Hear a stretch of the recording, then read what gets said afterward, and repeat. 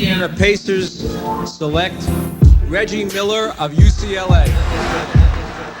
He has been a major player with the Indiana Pacers organization since well before that night Reggie Miller became the face of the franchise. You are entrepreneurs. You're coming up with great ideas that are going to help sports become better, whether it's for the team in terms of analytics, whether it's for the fan experience, or whether it's for other things that we're not even thinking about today. We think you're going to do great work. So welcome to Indy. We're glad you're part of our Techstars incubator. And more than 30 years later, Rick Fuson is still making a major impact on the Indiana sports scene through his work nurturing the next generation of sports tech entrepreneurs. Join us for a conversation with Indiana Pacers President and Chief Operating Officer, born and bred Hoosier, Rick Fuson, on this edition of the Business and Beyond podcast.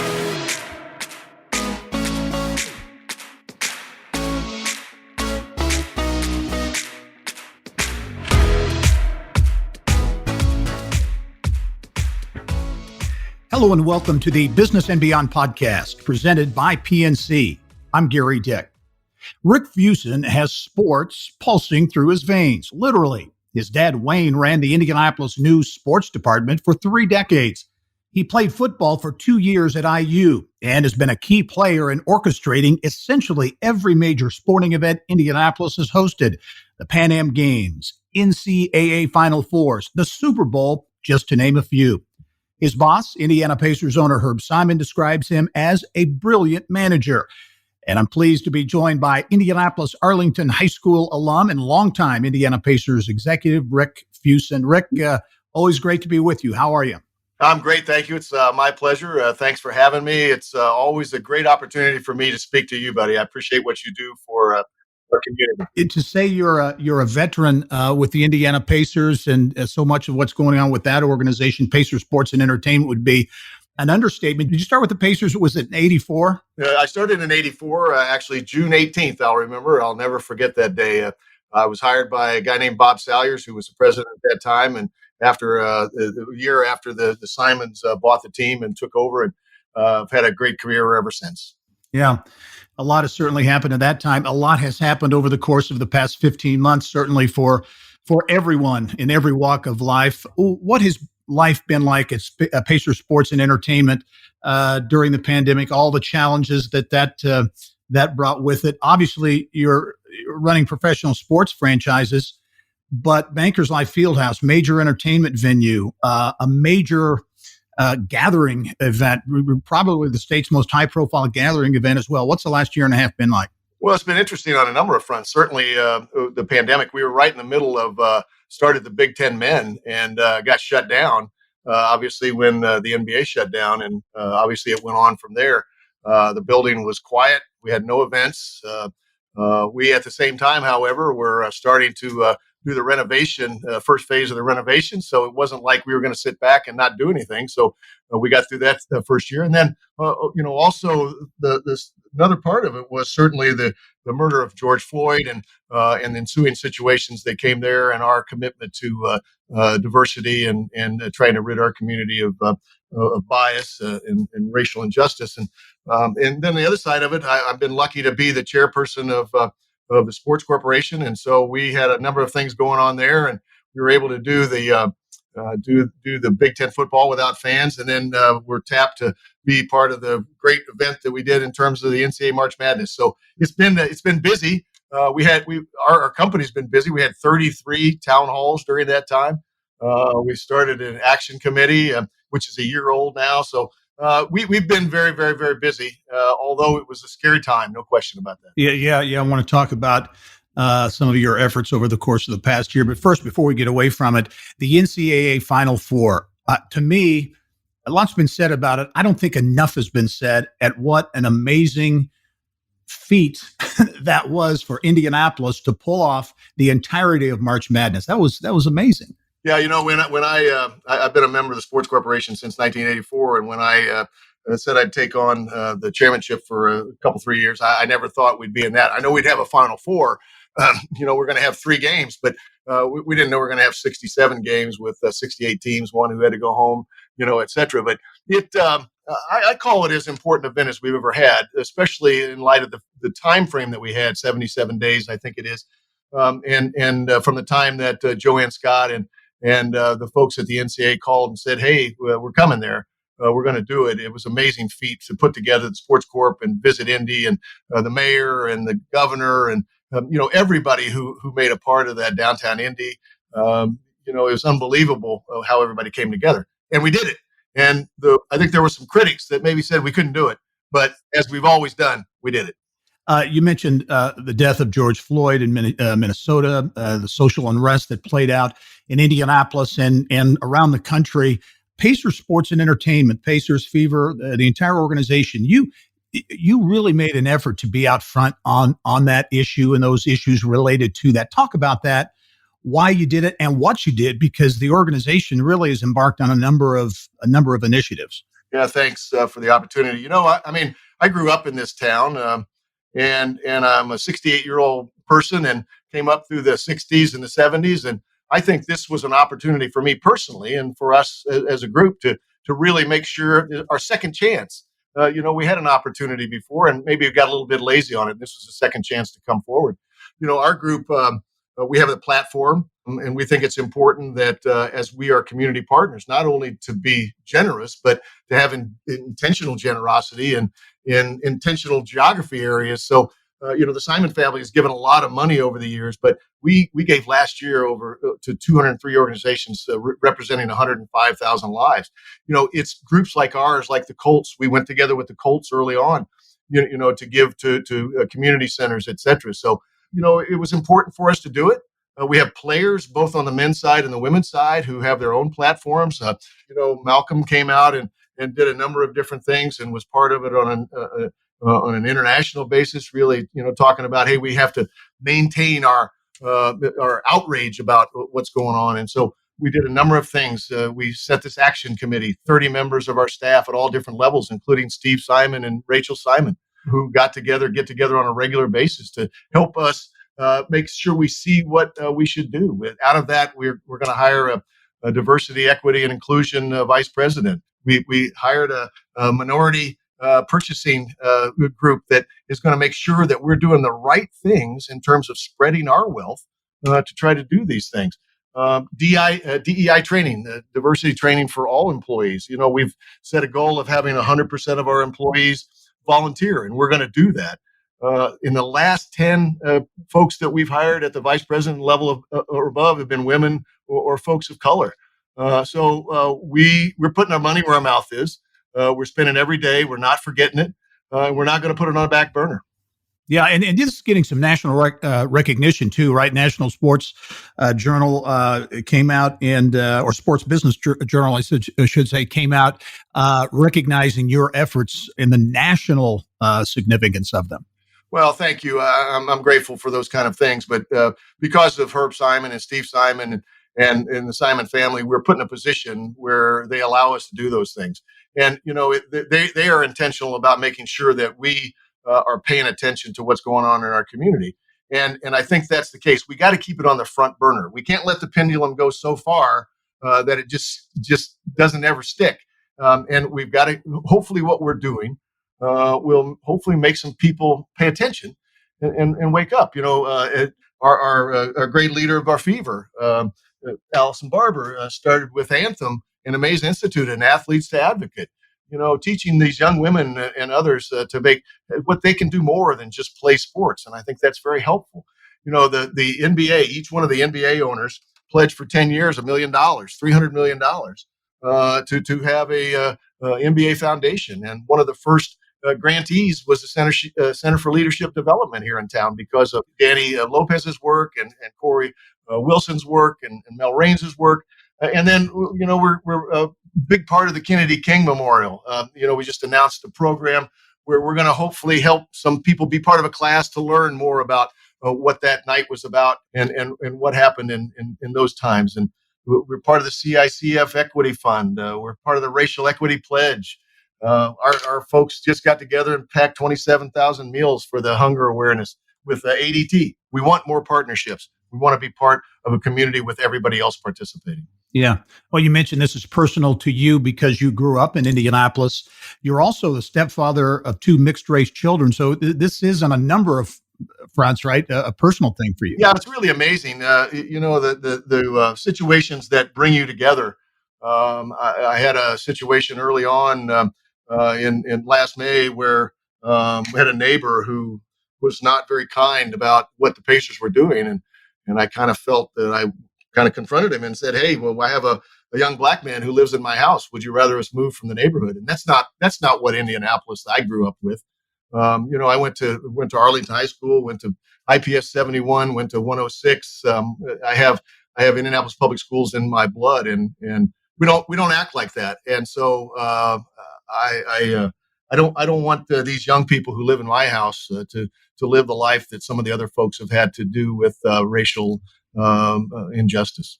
Yeah. You have had a front row seat really to watch Indianapolis grow and evolve over the years growing up. As you mentioned, product of IPS schools, went to Indiana University. What was growing up in Indy like for you? Oh, I loved Indianapolis. My father, was a sports writer, and we got to go to a lot of sporting events. Arlington High School was a great place. I loved going to IPS schools. All my siblings went to Arlington High School and to city public schools, and it was a great place. And it wasn't controversial. I mean, we had friends of all kinds, and we went to school. We played sports, and we came home, and we went to Steak and Shake, and we went to McDonald's, and we hung out, and you weren't fearful at that time. And Indianapolis, while they might have called it Indy No Place, it was a great place for us growing up. Yeah. Well, you mentioned your dad, Wayne, a legendary sports writer, sports editor for the Indianapolis News for a long time. What was it like having a high profile dad like that? You said you went to a lot of sporting events. What was it like to have him in the newspaper and out there a lot? Well, let me tell you, my given name is Wayne, but I go by Rick. That ought to tell you something, because every time there was a bad story, no, I'm Rick Fuson. I'm not Wayne Fuson. So no, it was great. He was a guy who reported the news. He wasn't a columnist really. He had a story called Timeout, and he reported the news. Once in a while, he'd write about his favorite pizza or his favorite time of year or Christmas or whatever the case may be. But I enjoyed it, and I think I learned. I think I learned a lot from my dad in terms about telling the facts, not embellishing the facts, and just telling the way things are. So we miss him terribly, and he's been gone a long time, 25 years. I'll never forget one of the things we found. He went to the Colts game, and have his final notes from his career before the week he passed. But even at 68, it's amazing the kind of foundation that you've had in our town. And my dad was one of the guys who he called people movers and shakers. And there's still people around here today who hate to be called movers and shakers, but that's exactly what they are, movers and shakers. I love it. Well, you love sports and you played sports, right? You played some football at IU. Tell me about your sports career. Yeah, well, I did a lot of different sports from a little kid. We played baseball at Forest Manor. We played some softball. We played some volleyball. We ran track. Never forget running track in a number of different places. When I was in eighth grade, I got to run with seniors in high school out at the now Coon Stadium, and it was great. I was blessed with some quickness, and so. But it was a great opportunity. But I played a little basketball, but football was really my love. Played at Arlington High School for a guy named Bill Kuntz, Kuntz Stadium, a great guy in the Catholic organization. And then went on to IU as a walk-on. I could have gone to some smaller schools, but I wanted to prove I could play in the Big Ten. Played for John Pont. Played a couple years before Lee Corso came in, and that my career ended at that point. But it was just a great opportunity. IU was, I played on an 0-11 team, I think. So we learned a lot about sports back when IU wasn't very good. They came off of the going to the Rose Bowl, and then we got kind of crummy, and then got better again. Certainly, like we are now with Coach Allen. But it was a great opportunity to go to Indiana University. I think as fine a university as any place in the world. Yeah, you mentioned playing a lot of different sports: track, baseball, football, and on and on. Do you think in today's specialized world where kids are kind of pigeonholed to do one sport, do you think kids are in some respects losing out, not being exposed to a whole variety of sports? Yeah, I personally believe that a lot because they are so focused early. Parents think that their kids are going to play in the NBA or their kids going to play baseball in the Major League Baseball or they're going to play in the NFL. So they get every summer they're going from here to there. I have two grandkids and both they're both good players, but they go all over the place. I mean, the parents never have a weekend, and they should, and the kids never have a weekend because they're always playing. I found that it was great. You got different people playing different sports, and it was good camaraderie. And you met all kind of different people, and it's about relationships for sure. And I still have friends today who I played football with in high school, and played football with at college. But yet we played. I still see the guys that we played softball with. I think I think we're too specialized personally. Yep. Yep. Okay, Rick, we're now at the point in the podcast each week where we do what we call the 2-minute drill. Ask you a few questions here real quick. You ready for it? I'm ready. Okay. Favorite way to relax? At my garden in Brown County. Ooh, very good.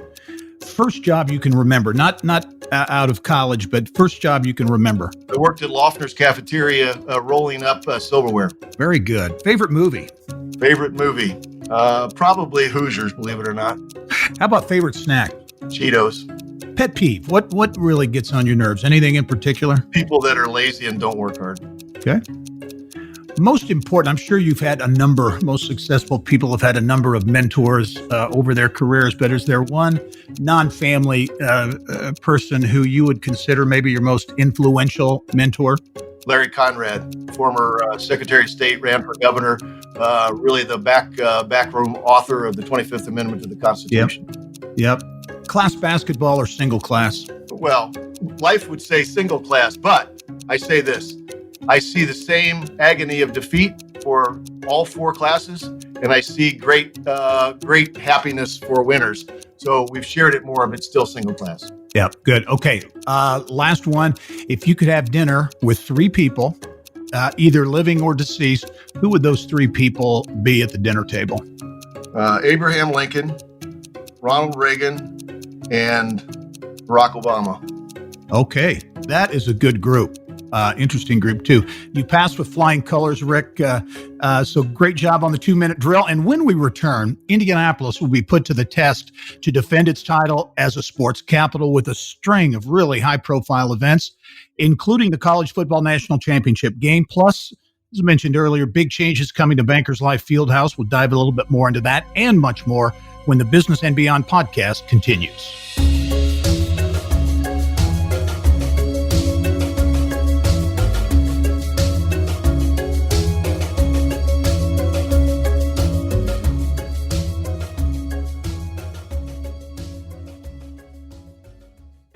At PNC Bank, we're committed to making a difference in the lives of our customers and communities by helping them move forward financially.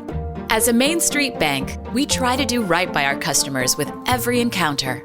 Our local teams offer personalized financial advice to help guide you in making the best decision. We're proud to be part of your community. PNC Bank. See how we can make a difference for you at pnc.com. Copyright 2022, the PNC Financial Services Group, Inc., all rights reserved. Welcome back to the Business and Beyond podcast, presented by PNC. My guest this week is Pacer Sports and Entertainment President and Chief Operating Officer Rick Fuson. Rick, you have a lot of things on your plate, a lot of things keeping you busy these days. And one of them, as you mentioned in the first part of the podcast, one of them, the massive improvements to Bankers Life Fieldhouse. A lot was talked about that pre-pandemic. But refresh our memory, because this is going to create, in some respects, a whole new arena. Yeah, there's no question about that. Herb made a deal with the CIB to keep the Pacers here for 25 years, and the great relationship we have with Melina Kennedy and Andy Mallon and all the folks on the Capital Improvements Board. And so the Pacers will be here for a long time, and as part of that deal, we're going to refresh the field house. I've said for years it's got good bones, always had good bones, but we're able to do some things to it now to make it the field house of the future. actually the pandemic kind of helped us in terms of getting some things done that we probably couldn't have gotten done on that first phase, because obviously we didn't have games until December. So we were quiet for a long time, and there was a lot of work being done. But we got through first phase. It was basically in the lower bowl. As Mel Raines will say, hey, if you look at the field house today, you don't see anything different on the outside, but we did a lot of work down to the bottom of the field house, and all new seats in the lower section. We have 3 new clubs. We have all new suites on the lower level. It's a beautiful, beautiful place. And now this summer we're into phase 2. We closed right after the last fever game we had, and the Pacers were out of the playoffs. If you drive down Pennsylvania Street, or you drive Delaware, you'll see we got big towers out there in terms of the things that are being taken out. We're redoing the club level. We're redoing the entry pavilion. Ultimately, the entry pavilion will have glass all on the north side, which we'll look at on the new plaza. If you haven't been by there used to be a garage on Maryland Street that kind of blocked the front area of the field house. It's gone. And the field house, which will be done by about November of 22, the plaza will be a beautiful place where we can have great basketball games or other events in the summertime. We'll have skating, ice skating. We'll reintroduce that back to downtown in the wintertime. And when you come into the entry pavilion, you'll see it different. You'll be able to look into the bowl, look into where we're playing, and we're going to have some bars and some different things. So when you come back for the Pacer season in October, it'll be a new arena, and then it'll continue to get newer and newer and newer and newer and newer. We can finally have it finished in the fall of 22. Yeah, you mentioned that plaza, which I think is one of the really interesting aspects of the renovation work.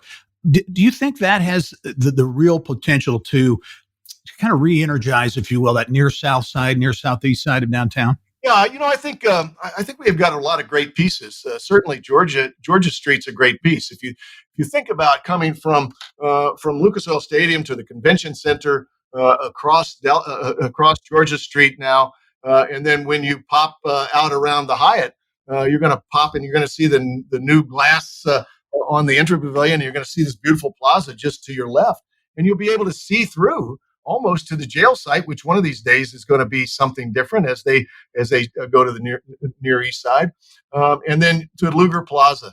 And so I think we have a great area of a whole, the cultural trail, it joins in there. I think we have a whole rebirth of downtown. It's hard for me to say a rebirth of downtown because I don't ever think we really died, but some people say we did. But we're coming back. There's no doubt about it. And I think as some of these things come together, I think gathering spaces, I think more people will come as we have more people living downtown. As people say, hey, I want to come downtown. I come to a Pacer game, come to a concert, etc. Get out of some of the suburbs and come on downtown. I think it's going to be a great gathering place, and I think it's going to really enhance our downtown for a new generation. Yeah. Speaking of gatherings, there are going to be a lot of big gatherings, big time sporting events, which Indianapolis has really made its mark in hosting, including huge string, unprecedented, really, the College Football National Championship early next year, the NBA All-Star Game down the road in 2024. It had to be or was canceled, I guess you could say, this year. Talk about this string of events and Indianapolis's ability to pull them off. Well, I think we have some great volunteers who are part of Sports Corp, and we certainly have a great group in Visit Indy run by Michael Browning and Leonard Hoops and others who participate in this. The state is helping us. The city has continued to help us. And we're competitive. There's no doubt about the fact. I mean, think about it. It was supposed to be the All-Star Game, then the NCAA Final Four, then the National College Football Championship with some other things in between. Well, All-Star Game because of the pandemic has gone to 2024, but there's going to be some other things in 2024. I think we're one of the leading candidates to have the Olympic trials for swimming in 2024. And it would be 100 years since we've had that event in Indianapolis where they had it at Broad Ripple Park in 1924. So you think about things like that. The football championship is going to be huge. Obviously, it'll be back and the people will be here. But before that, we've got Big Ten football, and then after that, we've got the Big Ten basketball for men and women again. There are so many things that are coming on. It's going to be tremendous. future going forward. And who'd ever think that in the middle of all this we were going to have this March Madness thing, which we probably got more press off it as anything did in sports in the world. So Sports Corp's done a great job. We have Visit Indy's done a great job. We have a lot of support for events here. The convention business is coming back. That helps us. Pacers and the Colts and all the sports we have, the Indians and the 11 and all of them, the Fuel, the Fever. It all makes a difference for Indianapolis. And as people come back downtown, as Lilly employees come back downtown, and Anthem comes back downtown, and hopefully Salesforce and some of these others, One America. I think you're going to see Indianapolis back to where it was, and even better going forward.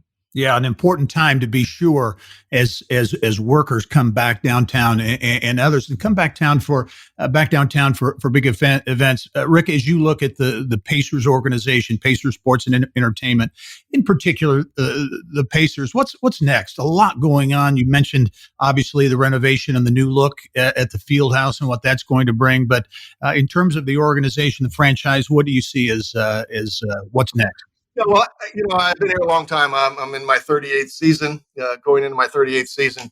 I've seen a lot of ups and downs. Obviously, we've been to the Eastern Conference Finals, I think 8 times. We had a streak of 32 years with home winning records. Had a little blip in that this year. I always have positive feelings about our Pacers. I think Kevin Pritchard and Chad Buchanan and Kelly Crosskoff and Ted Wu, who lead that group, and certainly with Herb, I think everybody's committed to be a winner, and I think we've got some great players who will come together, I hope, and we're going to be back up at the top before long.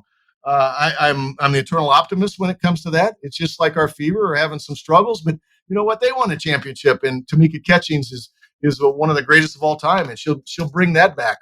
Our 2K team is winning now. That's the 2K business. Yeah. Pacers Gaming, right? Yeah.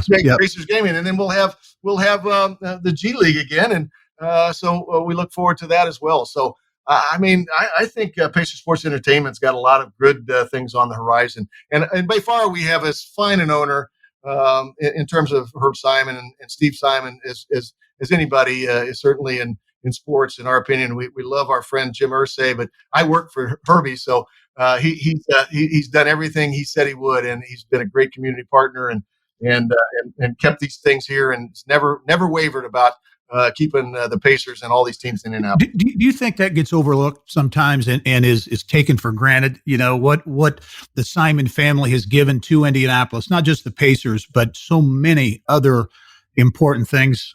If I separated myself from working for Herb, I would say absolutely. They are the Simon family are not out front all the time. They've given millions and millions and millions of dollars, and I think they do get overlooked at sometimes, or maybe taken advantage of, because everybody says, "Well, you're a quote unquote billionaire and you should be given money." Well, they don't do it because they should. They do it because their heart says it's the right thing to do. So.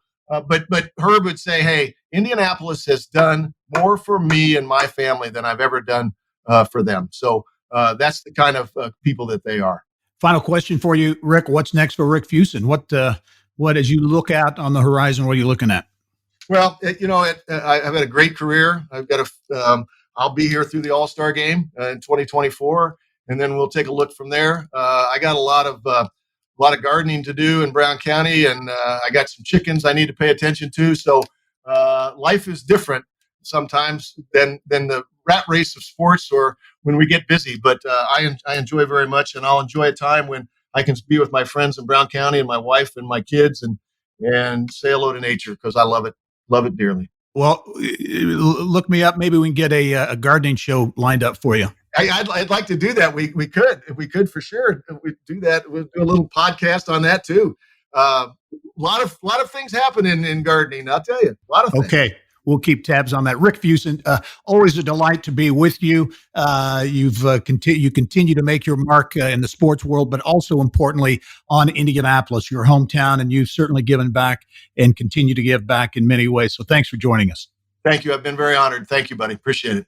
All right. And thank you for joining us on this episode of the Business and Beyond podcast. It's presented by PNC, a weekly conversation with achievers in business, sports, entertainment, and beyond.